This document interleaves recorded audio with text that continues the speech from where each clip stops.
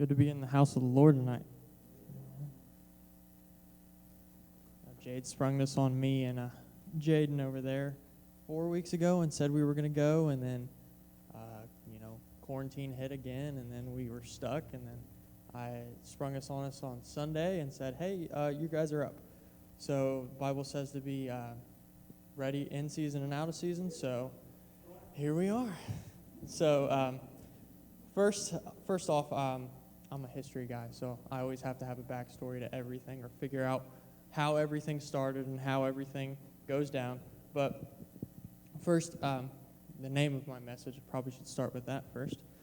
The name of my message is Don't Get Accustomed to the Darkness. Don't get accustomed to the darkness.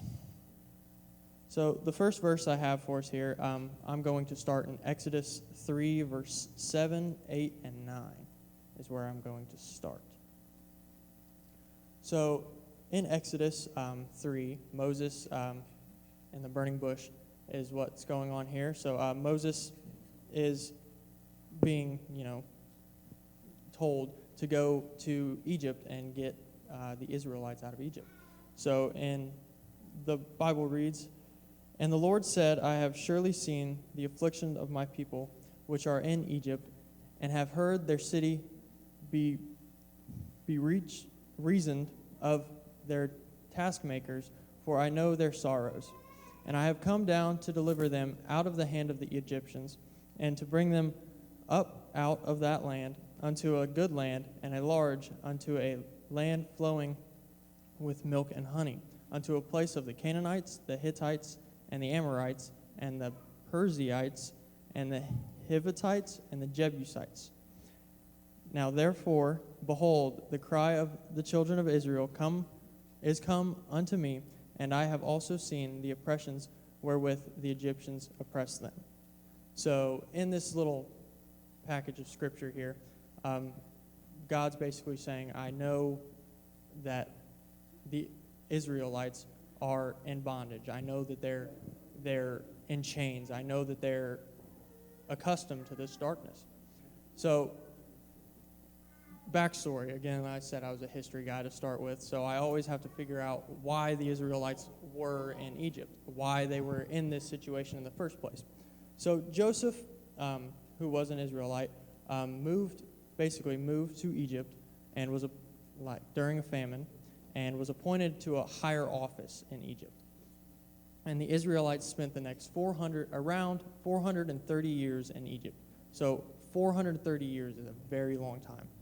So just to put that in perspective, I'm only 20, and for me to fathom 430 years after everything I've been through in just 20, it's quite a bit.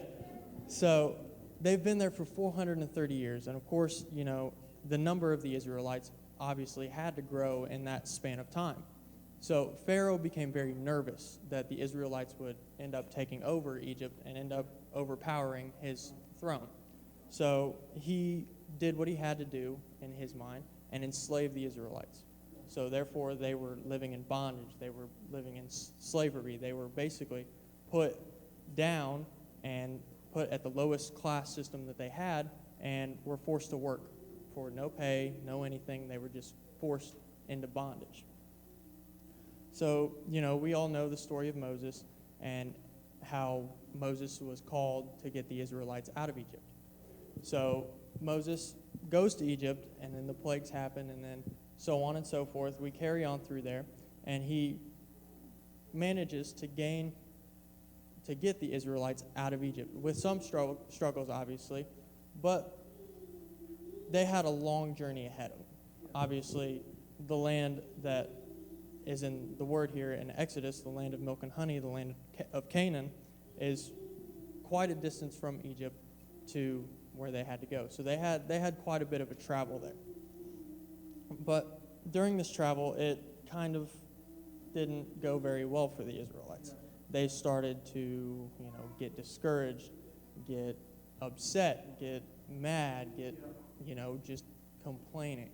I know my dad over there, he's with us tonight. I'm glad to have him here to hear me. But he does not like flying in airplanes. So we have to drive everywhere, whether that be 22-hour drives to Virginia Beach or multiple drives down to North Carolina where we go visit family, or drives to Florida. Never flying anywhere. We always drove. That's just how it's always been. And you know how those long car rides go. I get restless after 1 hour of driving. Or we have to, since I now am dating Carly, she has to pee every 30 minutes on a drive. So we have to stop and go to the bathroom or stop and get something. But what does that lead to? It leads to a little bit of restlessness. We get there, and we don't like to sit in one place for one time or not be able to get to our destination. Say on our drives to Florida, we wanted to get to the beach so bad. We were getting a little restless there, and you always hear the famous saying, "Are we there yet? How much longer? Are we going to get there yet? Man, we've been in this car for hours. Hey, can you pass the snacks? Mom, he's kicking me. Mom," that sort of thing. So complaining comes along with that. And then the next verse let's draw it back in here. So the next verse I'm going to get to is Numbers 11, and we'll start in verse 1. And my Bible's really cool. It has little subtitles or little subheadings above, like the verses where it goes into, or chapters or what have you. And this one says, the people complain. So Numbers 11:1 says, "And when the people complained, it displeased the Lord. And the Lord heard it, and his anger was kindled, and the fire of the Lord burnt among them and consumed them that were in the uttermost parts of the camp." So the key word there I really want to focus on is complained. So the Israelites were getting brought out of bondage, yet they complained. Yet they were complaining about their situation. They were getting brought out of the worst situation imaginable, slavery, to then complaining about getting out of it. That just sparked something in my mind when I was reading this, and I was like, why were they complaining? You know, if you read through this, the Israelites complained that they weren't getting water, so God provided water for them. They didn't thank him for it. They just moved on to the next thing. They moved on to the next thing. They weren't getting food, so God provided food. But they didn't thank him for it. They just complained about the next thing. He provided for them there, and they didn't thank him. They just complained about the next thing, and complained about the next thing, and complained about the next thing. So the Israelites just sat there complaining. So God got mad at them. I mean, obviously, my mom probably, after a while, probably turned around and said, "I'm going to backhand you in the next week," if I was sitting in the back of the car complaining. So that's basically what happens here, is that the Israelites were complaining so much that, God got mad and had to do what he had to do. But then another thing sparked in my mind was that why were they complaining so much? They were in the worst situation possible. They were in slavery. They were in bondage. They didn't have any freedom.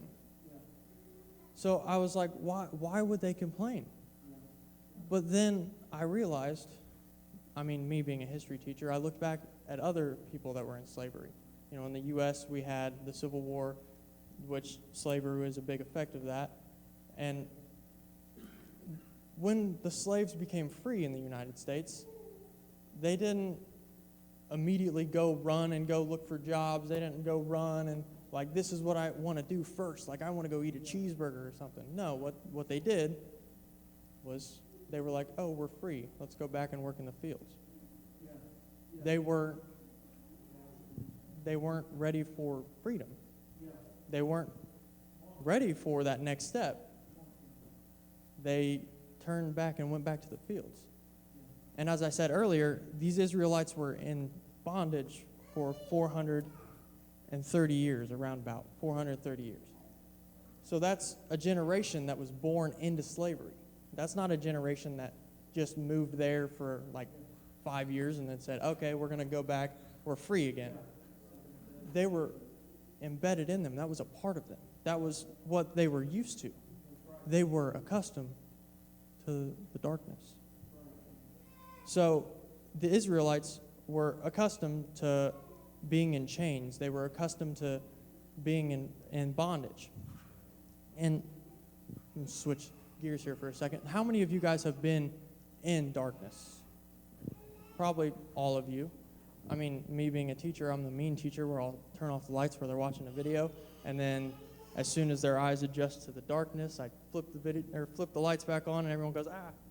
I love doing that, waking kids up. But like I said, your eyes will adjust after a while. Yeah. You know, when you first shut off the lights or you first walk out in a very dark night, you can barely see your hand in front of your face. But what happens is your eyes adjust to that darkness. You become accustomed to that darkness. As Christians, we have become accustomed to darkness. There is darkness all around us. This world is full of darkness. This world is full of sin. And we as Christians have become accustomed to that.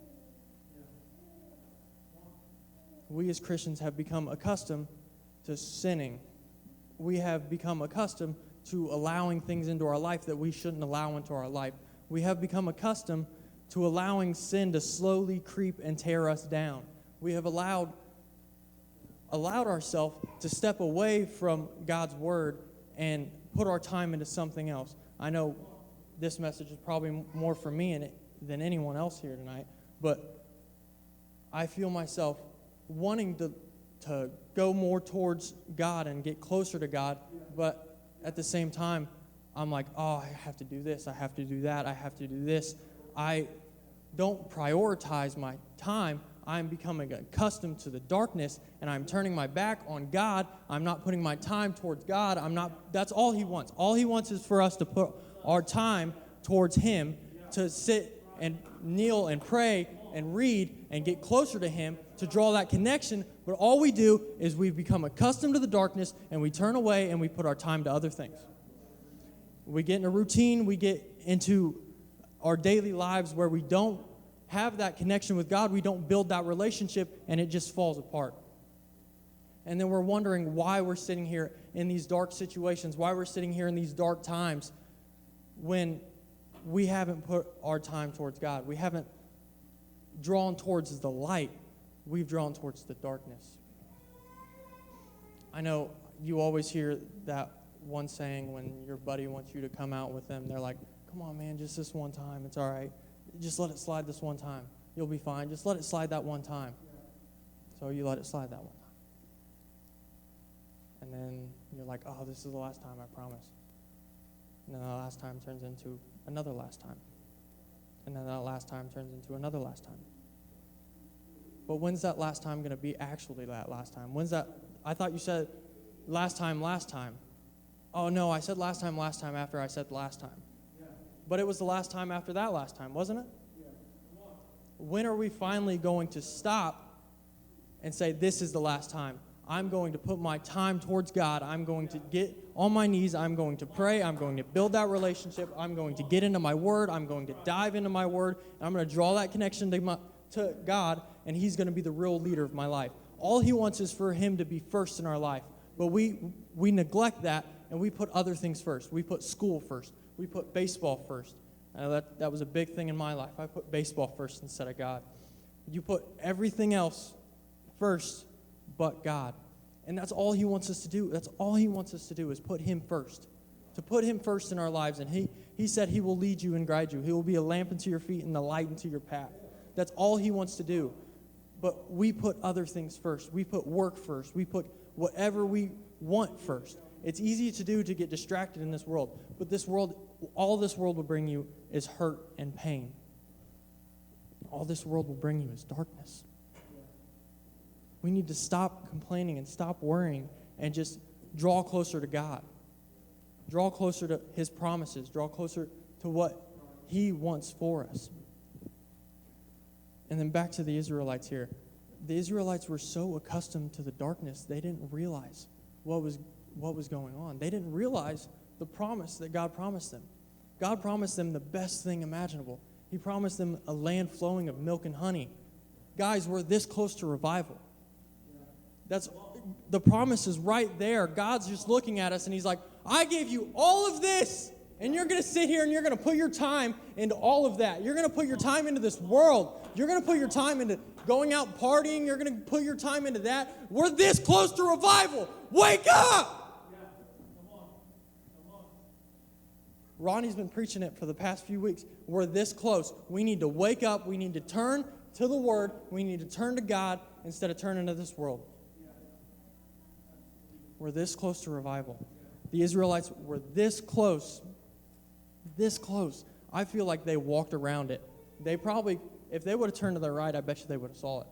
They would have just passed by it and saw it. But all they did, they were so focused on everything else.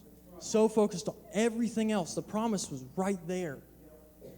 But they just sat there and complained. They just sat there and complained. Guys, we're this close. We've come too far to turn back. Exactly. We've come too far to turn around and go back. Hello, everybody. We just want to come to you today and say thank you so much for taking some time to watch us. We hope that this message was encouraging and a blessing to you. Feel free to private message us and follow us on all social media platforms that will be listed below. Thank you guys and have a great day.